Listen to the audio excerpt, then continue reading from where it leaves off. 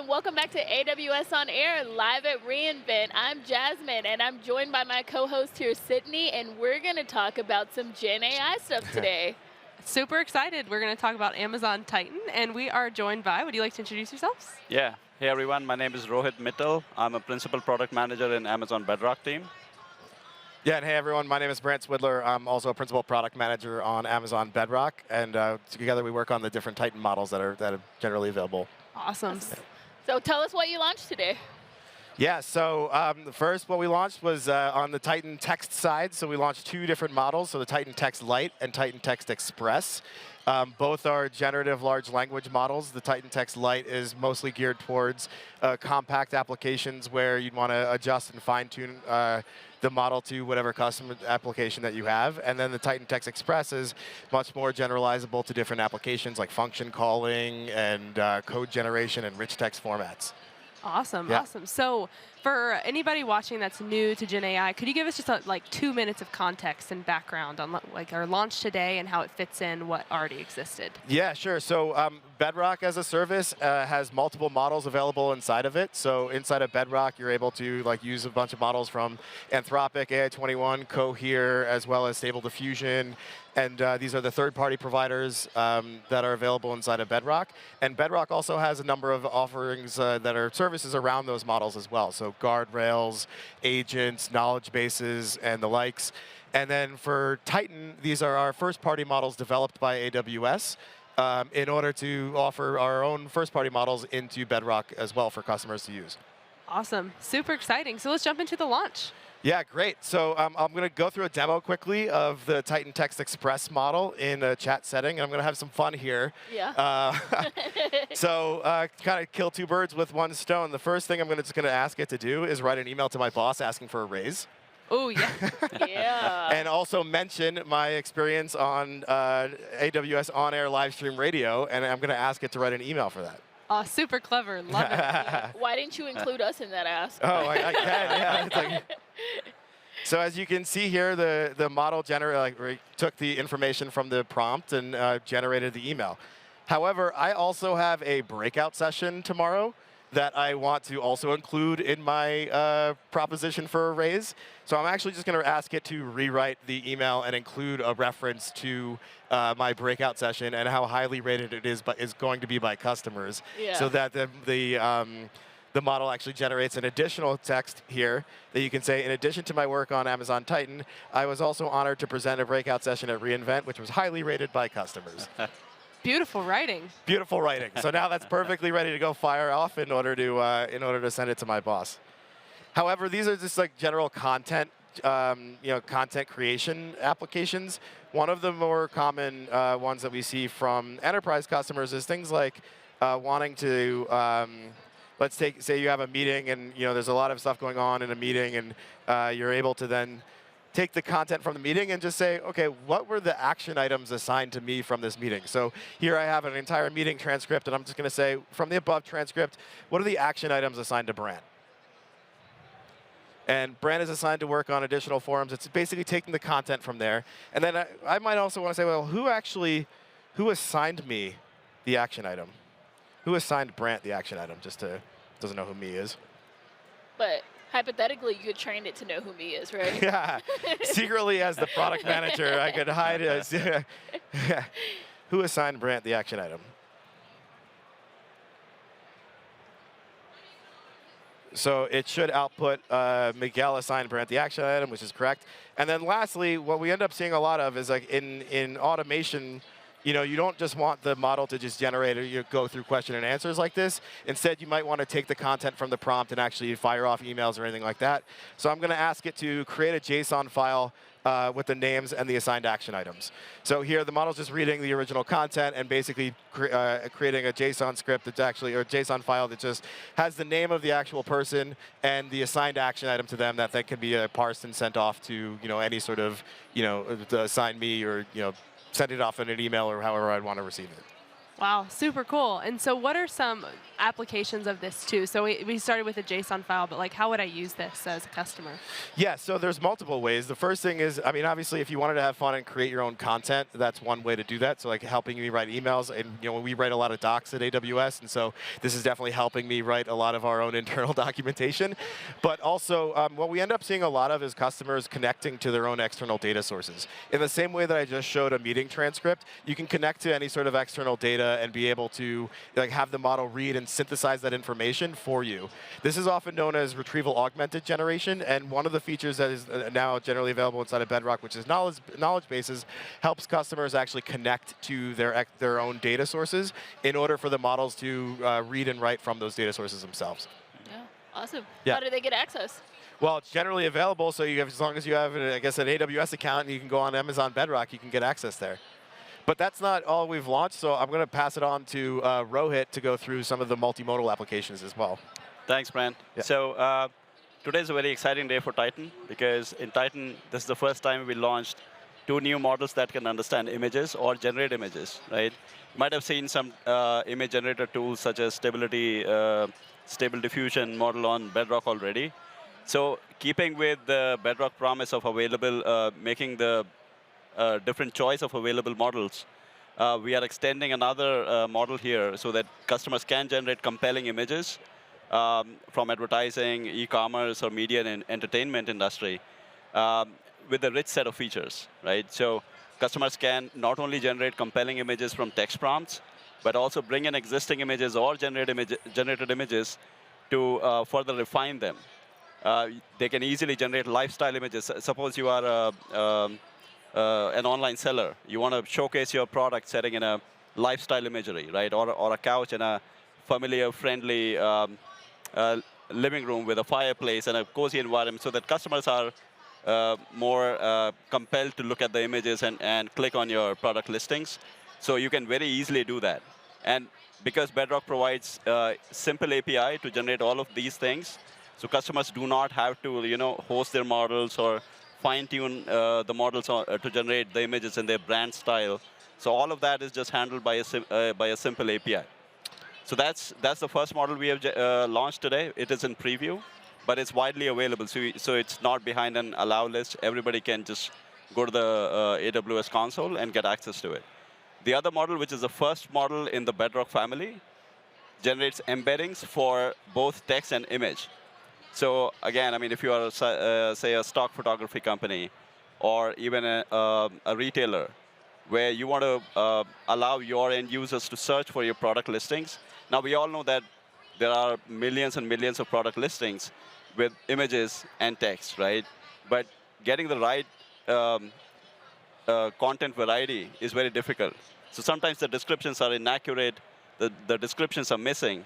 So sellers do not get to showcase their listings to all the end users, right? So what we do is we generate embeddings, which are numerical representations of any piece of information. So in this case, text and images, both. So when you search for things like blue sneakers without laces, even if the description is missing that it's without laces, because we understand the images, we can retrieve much more relevant results to you.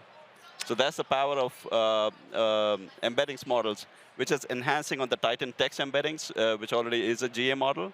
So now the customers with images can also cover the entirety of their use cases. Yeah, so you mentioned product listings. What are some other use cases that customers might use this for? So any domain that have images, right? So like a stock photography company that is primarily images, right? Now they have a platform of where photographers showcase their images, and they want to, earn revenue when more and more people search and download those images, right? So using more accurate search is what drives their whole business. So this model, is state of the art. It beats all the models in terms of accuracy. It is a highly performant in terms of the latency as well. And we provide a rich set of features to our customers so that they can further optimize for latency and accuracy by providing different embedding sizes. We have easy connectivity to Amazon OpenSearch service as well, so that if your data is already on OpenSearch, you do not have to go to a different service and store the vector embeddings. Everything is all seamlessly done for you. Awesome. Wow, that's awesome. So am I right in thinking that there's a demo for this part? Yes, I would like to get help from Brent. Yeah. Yeah. Let me just. So you're on the second screen over there. All right. Yeah. OK. So going to the first demo, if I go to the image playground, so this is the image generator one. So here you can see that. Here, you want to? Yeah. Let me give you access here. Yeah. Let me actually plug into. Sorry. Yeah. Sorry about that. Live demos. Chat, now you know. We are live on air. This is proof. You can see them plugging in the demos. Right. All right. So there are some questions here in chat since we are live. A general question about Bedrock that we're being asked is, what's the process for figuring out which ones to use? Is there guidance somewhere? This is about the models. Yeah, so we've also working on the ability for you to compare different models. So basically just give one prompt and see the different variations of applications there. So that should be relatively straightforward. In addition to that, there's a myriad of features that allow you to do this in an automated fashion as well. Okay. So model comparison is a big thing that we get asked a lot, and it's features that are that are available, as well as more coming into development as well. Yeah. I learned that as we were starting to roll this out at AWS, that there's a whole term, prompt engineering.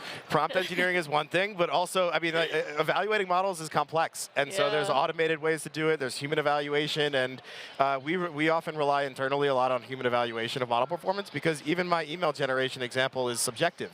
So how do you do that in an automated fashion? And there's complexity involved with that as well. Yeah. So a lot of customers face those issues and want solutions to that as well. Exactly. Rohit, you ready? Yeah. I'm ready. So what I'm going to do now is first do a demo of generating images. So as you can see, that I typed a prompt called blue backpack on a table. So I'm going to run it. In the meantime, I'm going to show you some of the advanced controls that customers have. So they can either generate images from text prompts or edit an existing one.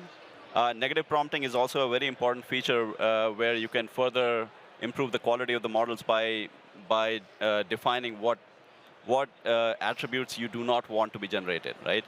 Reference image is something that you can upload and generate similar variations of an existing image. We provide two modes of quality, standard and premium. Again, I mean, standard should be pretty decent quality already, but customers who want higher quality can go with the premium one. And then the different sizes that we support generation in, and the number of images and the prompt strength, right? So as you can see here, this is so on every image, you can click on it. You can either generate more variations if you like this specific image, say, or further edit it or download it for your purposes, right? What I'm going to do now, so this is also a new image playground that we just launched today. It has much more features than what it used to before. What I'm going to show you is some of the examples that I just generated in this case. This is the same example. Now, what I did was, if you want to generate variations for the first image, I can just do the generate the variations. As you can see here, it kept the same backpack, but with different flowers in different positions. Now, if I want to take one of the existing images here, and I want to change the flowers to, say, orange color. I like orange more than yellow, say. So I can easily say that by providing a text prompt called change flowers to orange, and it automatically understands where the flowers are and what color to change it to. That's really cool. So we have a rich set of, I mean, ease of use is something that we really are aiming for. So by providing these simple mechanisms through the API so that customers do not have to define what areas to change. I mean, we have our own inbuilt technology that we have built from the ground up that understands everything, every aspect of the image, and what actions you want to perform on that, right? Very quickly, I want to show the other demo of the comparison. Okay. So what multimodal embeddings does is, so in this case, you can see what we are comparing is two sides. On the left-hand side is just using text embeddings. And on the right-hand side is using the Titan multimodal embeddings, which understands your images as well as text, right? So the query here is white mountain bike frame. As you can see here on the left, we get bike frames, but we also get pedals. We also get seats. We also get the full bikes right? Because it's looking at the text. So whatever description you provide is trying to understand the semantic meaning of that, and it does a decent job, right? But once you include the images into the picture, you can see that the images are more relevant to bike frames only, right? So that's the benefit. I mean, higher accuracy of the results, which would lead to higher click-through rate for our retailers, for the customers, with higher conversion rate for them. So let me make sure I'm following. So in the model on the left, it was using just text. Yes. The model on the right was using inputs that composed of text and images. Yes. And so, yep, we can see that accuracy drastically go up. Let me show you one more example. Blue sneaker without laces, right? Now, this is not a very simple query, right? If you are just using the keyword space matching from the text, words like negation, words like without or no, are really hard to understand for the models, right? But in this case, again, because the images themselves do not have laces, so you can see that all the images here do not have shoes with any laces, while on the left-hand side, it's either the laces or colorful shoes, not just limited to blue, or with or without laces. So again, I mean, the accuracy of the search results is paramount to a lot of our customers, and it drives more revenue for them. Yeah. Wow. Well, we're getting near the time here where we have to wrap up. They're giving us the cue here. This has been really awesome to go through the image generator, the text generator, and then multimodal to see them both comparison. I really like the side-by-side comparison. So tell us what else you've got going on here at reInvent and how you want customers to start using this. Yeah, I mean, it's a crazy whirlwind of an event, right? So I have a breakout session tomorrow to go into more depth, 300s level depth on the Amazon Titan text applications with a customer, and then obviously a lot of customer meetings, and we'll be roaming around the event expo. Yeah, same here. A lot of customer meetings, get to know about their interesting use cases, and get to tell them about the cool technology we are launching. I also have a breakout session tomorrow about going in depth about text to image generation and the multimodal embeddings. So yeah, feel free to come and stop by and learn more about it. And you can access all this on Bedrock. Yeah, All right. Awesome. Thank you both so much for being here. We'll be back shortly. Thank you so much.